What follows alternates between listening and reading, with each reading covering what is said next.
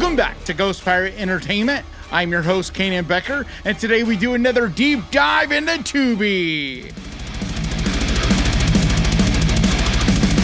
And with that, let's get to the list.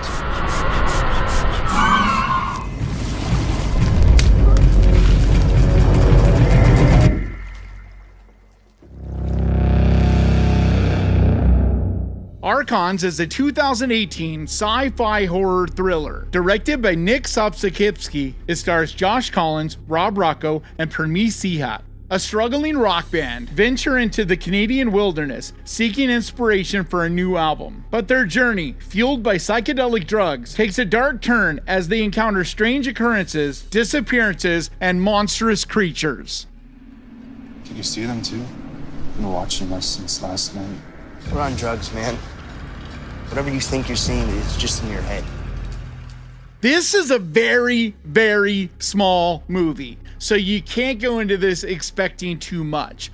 But if you enjoy slow burn, weird, artsy, creative little film, then I think you'll really enjoy this one because it gets really twisted and disturbing and keeps you guessing throughout the entire movie on what exactly is happening to these characters. It's also really moody and creepy and does a lot with what they have to work with because it's really about the mental mind games that it plays and the dialogue and the different situations that these characters find themselves in. But I think for a really small movie, it packs a big punch and is definitely worth checking out.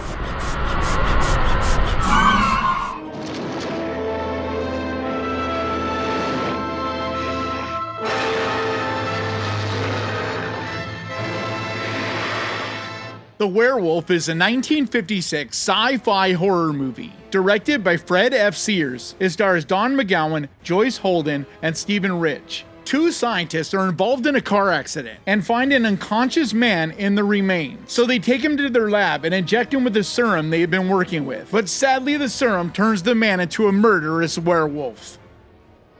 Duncan, darling, this is Helen. These men have promised not to harm you.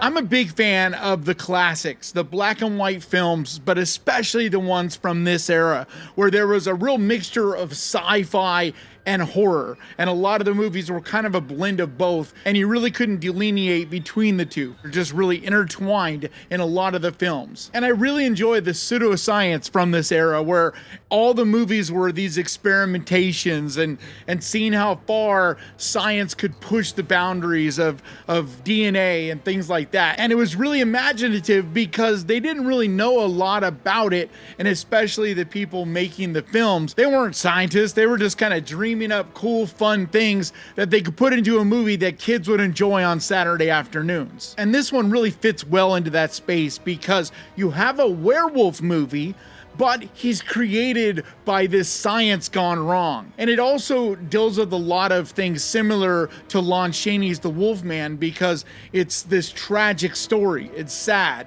because this guy's wife shows up and his son and finds out that he's basically this murderous creature. And so there's a lot of drama to it. It's definitely sad in ways, but it's very, very fun, especially if you enjoy the sci-fi and the horror stuff from the 50s. It also looks great, and I really enjoy these scenes of the werewolf running around the woods and these people trying to hunt him down and find him. There's some humor involved in that because it's definitely campy and cheesy in some ways, but I just think it's a very enjoyable little movie. So if you're looking for something fun to relax to, a 1950s classic, this is a great one to watch.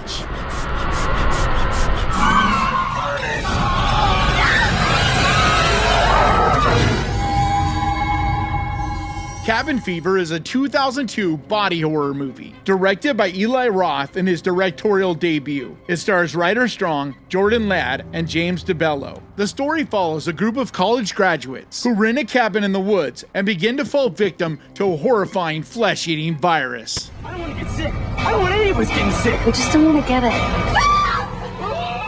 Man, they just don't make them like they did in this era anymore. The movies were just so mean and cruel to their characters. Like, they just put their characters through hell. But nobody was more vicious with that than Eli Roth.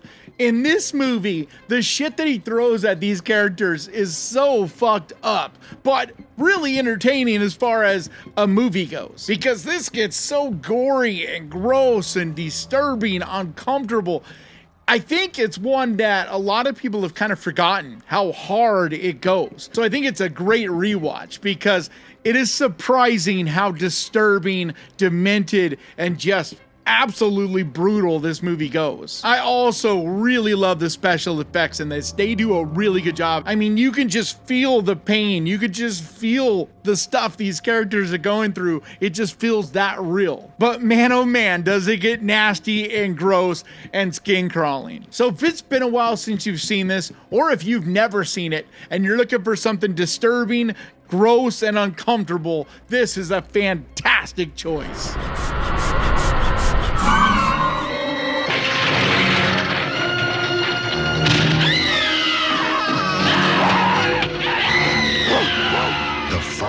The Funhouse is a 1981 slasher horror movie. Directed by Tobe Hooper, it stars Elizabeth Berridge, Kevin Conway, and William Finley. A teenage girl and her boyfriend and a group of their friends visit a local carnival for a night of innocent fun, but soon witness a fortune teller's murder and find that the exits are locked.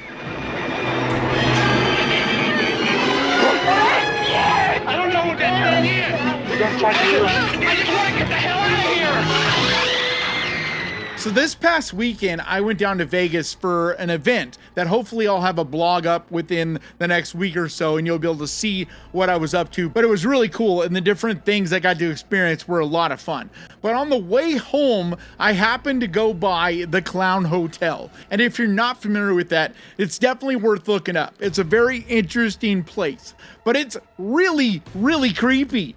And being there in person, you could just feel the creepiness from it. It just oozes from every pore of it. And you don't even have to be disturbed by clowns for it to feel that way, at least in my opinion, because I'm not scared of clowns at all, and yet I still got the willies from this place. But it reminded me in ways of this movie. Just there's something about the style of this, the way this film is shot, how it has this DIY creepiness to it, because everything is a little bit off, everything is a little dirty, everything is a little disturbing, even though it should be fun and innocent, like this carnival that they go to in this movie. Nothing is quite right. Everything doesn't feel okay. There's a real gritty, dirty quality about it all. But this is such a fun movie and really a fantastic watch if you're looking for something that transports you back into the 80s. Everything from the hair and the style to the music, the way people talked, everything feels very fun and entertaining. But there's also a creepy uncomfortableness with the horror movies from this era that you'll never see again. It was only something that could have been captured in this time in history. And a big part of that is Tobe Hooper. He's just was such a fantastic filmmaker at taking such a simple concept and not having a ton of resources, but really making something unnerving and off-putting from it. But this is one of the more unique, entertaining slashers. Everything from the different characters involved to the location. It doesn't feel like a run-of-the-mill like all these other slashers that were made in this time frame. But I think this is a real underrated classic that deserves a lot more attention than it gets. And if you've never seen it, do yourself a favor and check it out.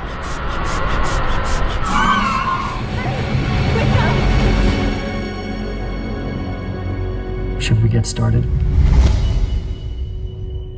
Infinity Chamber is a 2016 psychological sci-fi thriller. Written and directed by Travis Malloy, it stars Christopher Soren Kelly, Cassandra Clark, and Kahardo Lindsay. The story's about a man trapped in an automated prison who must outsmart the computer in order to escape. My job. What would that be? I'm here to keep you alive, Frank. Look, this isn't what you think. We're in a place from the past that doesn't even exist anymore. We're gonna figure this out, okay? No matter how long it takes. This is a really good movie that absolutely flies under the radar. You never hear anyone talk about it. But it's one of those that's a very small kind of film. It doesn't have a huge budget at all, but that really kind of works in its favor because everything about it has to be stripped down. And so for the vast majority of this movie, it's just this one guy trapped inside of this prison with this computer that he's going back and forth with. But that really adds to the mystery of it and gives it a really weird, uncomfortable quality because you're right there with this character as he's trying to decipher what's going on and trying to figure out what's reality, what is a fantasy, because he keeps going back and forth between these delusions and the situation he's actually in. But this takes a lot of twists and turns and doesn't end up where you think it will. But I think this is a real hidden gem, and especially for fans of psychological thrillers, ones that really mess with your mind, this is a fantastic pick.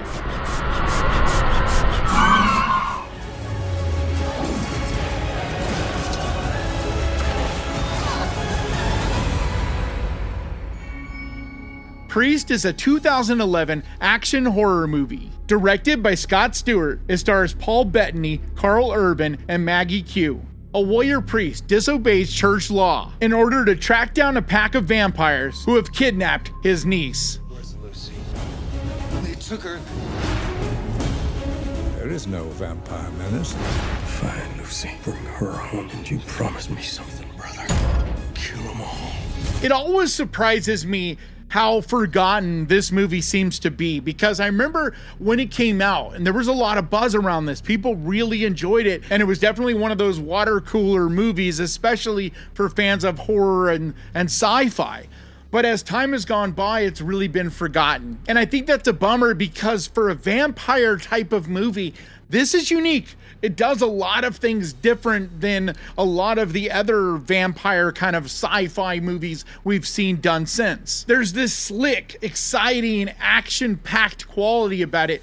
The fight scenes, the choreography, it's really badass, but it's still horror at the same time. So there's definitely horror elements to this. This isn't just straight up an action movie. But the thing that stands out for me the most about this is the visuals. It's got a really unique, one-of-a-kind flavor in the way that it does horror. Just the way everybody dresses, the music, the frenetic style that it's edited, all of that just gives it this really interesting, entertaining flavor. But at the same time, I'm not saying this is a game changer or one of the greatest vampire movies of all time or anything like that. It just simply is unique in a genre that's been done to death.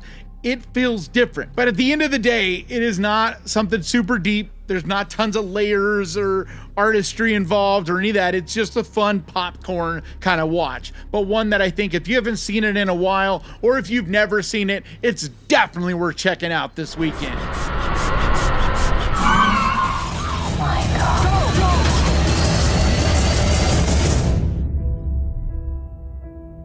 What did you do? The Girl with All the Gifts is a 2016 post-apocalyptic sci-fi horror movie. Written and directed by Cole McCarthy. It stars Gemma Arterton, Patty Considine, and Sina Nunua. A scientist and a teacher living in a post-apocalyptic future embark on a journey of survival with a special young girl named Melanie. Watch. No, please don't do that. They're only children.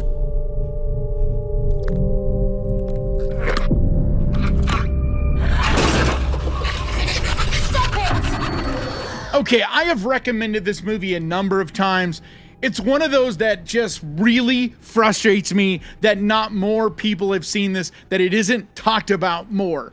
I don't understand how this movie has flown under the radar as long as it has, because this is not some tiny little budget movie. This is not some little tiny indie film. This is a well done movie that has a budget around it, that has great special effects with some unique twists and turns. And the overall story and the way that it's handled is very unique and refreshing, but also really good. It's deep, it's disturbing, it's powerful, it gets gross and brutal at times. And yeah, it's kind of a zombie movie, and I think that's the main reason why it does fly under the radar so much, is it's one of those that got kind of caught in the shuffle with people getting so tired of zombie movies, and so it just fell to the wayside. and didn't get the attention that it deserves. But this is one of those that is so much more than just a zombie movie, because it has some unique wrinkles and there is a quality about it and the directions that it takes that's very surprising and not what you expect. And it goes in directions and does things that you're not going to expect. But I'm telling you, it is a fantastic movie, and one that if you've not seen, you need to do yourself a favor and make this the next thing that you watch. Are we really in a Mexican standoff right now? Baby, don't say Mexican. Just stand up. Werewolves Within is a 2021 mystery comedy horror movie. Directed by Josh Rubin, it stars Sam Richardson, Milana Vaintrobe, and George Basile. The story follows a group of people in a small town who become trapped in a snowstorm, only to suspect that one of them is a werewolf. Everything about this predator is unorthodox. It's not human. It's not canine. It's one of them. One of what? This movie is so damn fun, very entertaining. It's funny as hell. It also still has some great horror elements about it. And the mystery part, it feels a lot like the movie Clue, because you just have this group kind of running around trying to solve this mystery, trying to figure out who is the killer, and they pretty quickly on realize that the killer is a werewolf. And so not only are they trying to find a killer, but they're trying to find a werewolf, and the zany fun just begins there. It is really well performed by this entire cast. They're lovable, likable, silly, but also just interesting in the way that they go about the different things that they do. Even the way this movie sets things up and introduces you to the different strange people, the quirky personalities in this city. It's very fun. It's a movie that I saw in theaters when it first came out and didn't expect anything from it. All I knew is that it was the girl that we all recognize from like the AT&T commercials. And so I was like, okay, that's interesting. She's actually acting. But what happens from there and how good it is what really surprised me. But I shouldn't have been that surprised, because it's a Josh Rubin movie, and he just is a damn good filmmaker that doesn't get much credit. He just kind of flies under the radar. The different movies and things that he does, his acting and everything just always ends up being really good, but yet his name is just one that really always flies under the radar. But I think if you're looking for a movie that's just fun, that doesn't take itself too serious, but still has plenty of gore and horror fun, this is one you definitely should check out.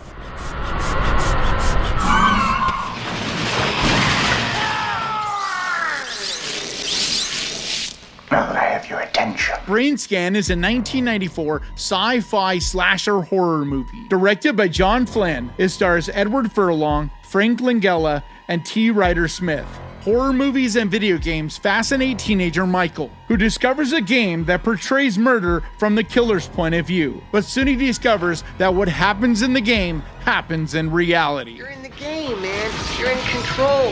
You must think like a killer. Cover up any clues. Leave no witnesses, no evidence. This has always been one of my favorite movies. It really is one of those snapshots in time kind of movies, because the technology, the style, the look of it, the music, everything is peak 1994 material. And this was when I was peak teenager. And so I was into all of the same stuff that you see on display in this movie. But even watching it back now, there's something really interesting about this movie, far beyond nostalgia. Because the idea of it, I still don't feel like we've seen a movie execute this on the level that you could, because this idea of virtual reality was at its infancy in this era, and yet you could do something like this today. You could remake this movie and do something that would be truly terrifying, because the idea of you playing a game, being a killer from the killer's point of view, and then it ends up becoming real and in real life and all of that, it could be done in a very twisted, macabre way. But this movie doesn't take itself super serious. This is not a movie that's gonna really scare you. It's more of just a fun ride. It's entertaining, it's interesting, and it's cheesy and campy, but in the best way possible. It's super bright and colorful and action-packed, and just the way everything looks in it is phenomenal. But I don't really know if this movie would work so well for a younger audience because of how much of it just feels so much of this era. But I do know for an older audience, this movie's a blast and absolutely worth your time.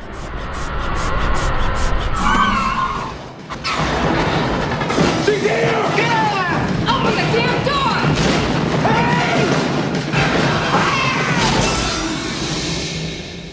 Species is a 1995 sci-fi horror movie directed by Roger Donaldson. It stars Natasha Henstridge, Ben Kingsley, and Michael Madsen. A group of scientists try to track down and trap a killer alien seductress before she successfully mates with a human.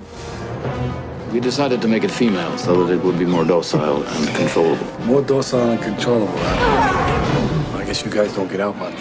This is another one that just takes me back. I remember renting this from Hollywood Video, and I'm not gonna lie, the main reason was Natasha Henstridge because she was so hot back in this era, and everybody knew going into this that you were gonna see her naked. And so as a teenage boy, that was peak, you know, that was so worth renting something from Hollywood Video. But then beyond that, you also have this really cool alien horror movie with lots of kills and weird, strange sci-fi fun. But I still think this movie is a blast to this day because as the film goes on and progresses, it gets more and more twisted and weird and bizarre. And the different special effects and things that they did, yes, there's a campy, dated quality about it, but there's still a fun horror movie underneath all that. And so much of that is carried by Natasha Henstridge. She just plays this evil alien so well. She does a phenomenal job of just feeling weird and otherworldly. But yet you totally buy into the fact